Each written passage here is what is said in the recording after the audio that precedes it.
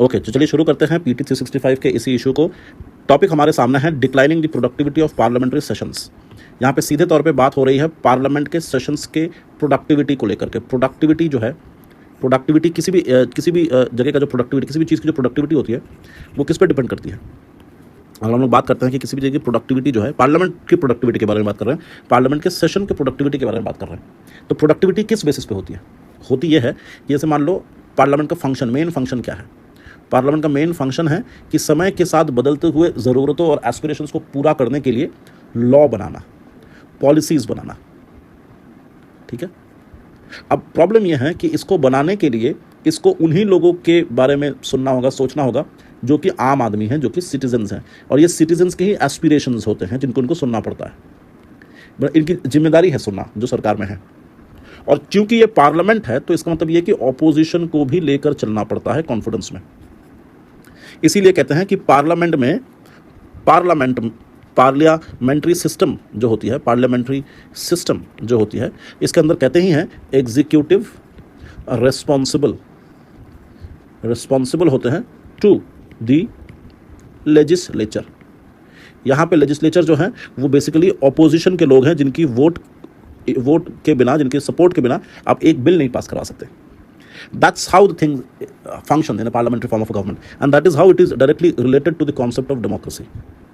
तो एक तो डेमोक्रेटिक चीज़ यह है कि लोगों की एस्पिरेशंस सुनते हैं, उसके बाद उससे रिलेटेड लॉ बनाते हैं, प्रॉब्लम को सॉल्व करने के लिए लॉ बनाते हैं, एस्पिरेशंस को फुलफिल करने के लिए पॉलिसीज बनाते हैं। और दूसरी तरफ यह कि अपोजिशन का साथ लेकर चलना पड़ता है, तो that's another part of democracy. अब इनकी प्रोडक्टिविटी का क्या मतलब है? प्रोडक्टिविटी का मतलब यह कि देखो, सेशन जो है पार्लियामेंट का वो साल में 4 बार बैठता है, लेकिन कई बार साल में 2 बार भी बैठ सकता है। लेकिन एक सेशन और दूसरे सेशन के बीच में 6 महीने से ज़्यादा गैप नहीं हो सकता। यानी कि मैक्सिमम बहुत कम बार भी अगर पार्लियामेंट सेशन में आता है तो वो साल में 2 बार तो होगा ही। ये मिनिमम रिक्वायरमेंट है कि हाँ, उसको साल में 2 बार तो बैठना ही है। तो अगर वो साल में 2 बार बैठता है तो उन दोनों बार में कितने बिल उसने पास किए हैं, कितने टॉपिक पर डिस्कस करके प्रॉब्लम को सॉल्व किया है, कितने लोगों के एस्पिरेशंस को पूरा किया है बाय मेकिंग लॉज और पॉलिसीज और प्रोग्राम, ये सब कुछ देखना पड़ता है। ये सब कुछ देखना पड़ता है। ठीक है, ये सब कुछ देखना पड़ता है। अब सवाल ये उठता है कि यहां पे डिक्लाइनिंग प्रोडक्टिविटी के बारे में बात हो रहा है, मतलब कि पार्लियामेंट ढंग से काम नहीं कर पा रहा है।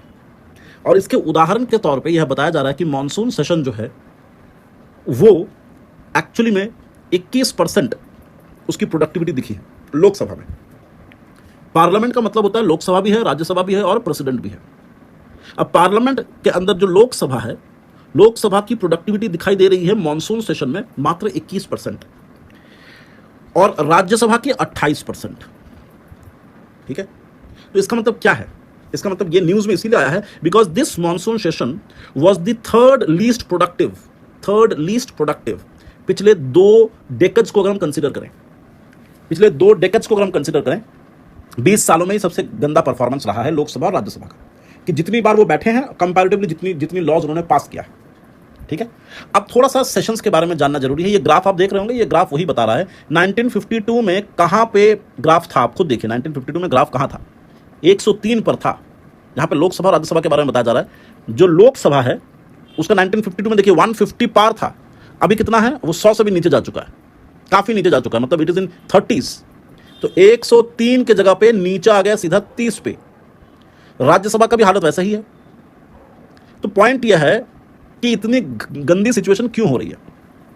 तो जवाब में यह दिया जा रहा है कि देखिए, पार्लियामेंट को समन करके, समनिंग ऑफ द पार्लियामेंट को समन करना, बुलाना, ये एक स्पेसिफिक आर्टिकल में लिखा हुआ है, विच इज 85th आर्टिकल। ये जो पावर है to convene a session in the of parliament, ठीक है, ये लाई करता है गवर्नमेंट के पास, जो जिसकी सरकार है।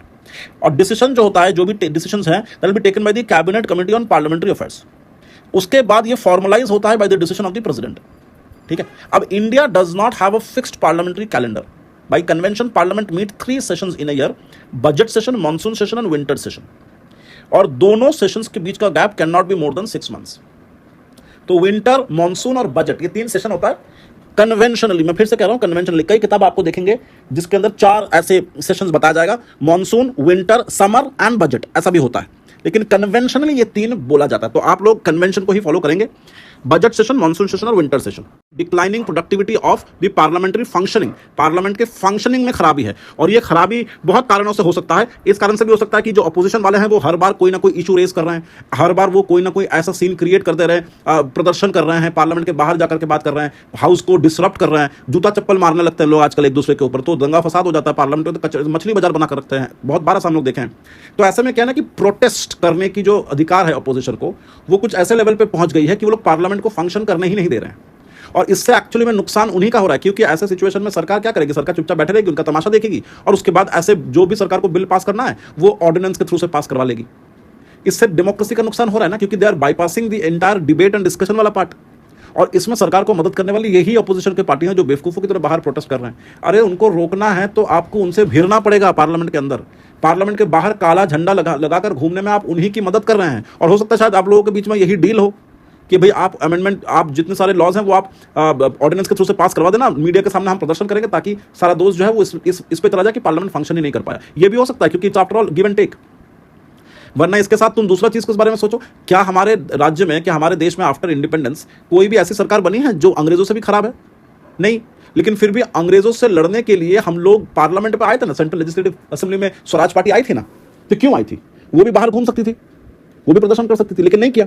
यही डिफरेंस है कि उस समय की जो स्वराजिस्ट पार्टी थी, उस समय की जो स्वराजिस्ट पार्टी थी, वो चाहती थी कि जो लड़ाइयां हैं वो अंदर हो, पार्लियामेंट के अंदर, सेंट्रल लेजिस्लेटिव काउंसिल के अंदर हो, और इसी के चलते उन्होंने बहुत सारे गंदे मतलब कि क्या कहते हैं उसको, मतलब ड्रेकोनियन लॉ, जो खराब लॉज होती हैं, उनको रोका। जैसे एक एग्जांपल देते हैं, पब्लिक सेफ्टी बिल, एक बिल था अंग्रेज लाना चाहते थे, पब्लिक सेफ्टी बिल, ठीक है, तो इनको रोक दिया गया था because of the presence of the Swarajist party in the council.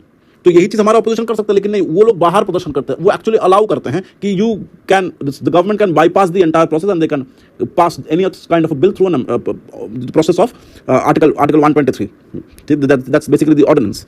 तो ये इस पूरे मुद्दे का जो है, ये मुद्दा है कि हम लोग किस तरीके से पार्लियामेंट को खराब होते हुए, पार्लियामेंट जो एक डेमोक्रेसी का मंदिर हुआ करता था, वो किस तरह से डिक्लाइन हो रहा है।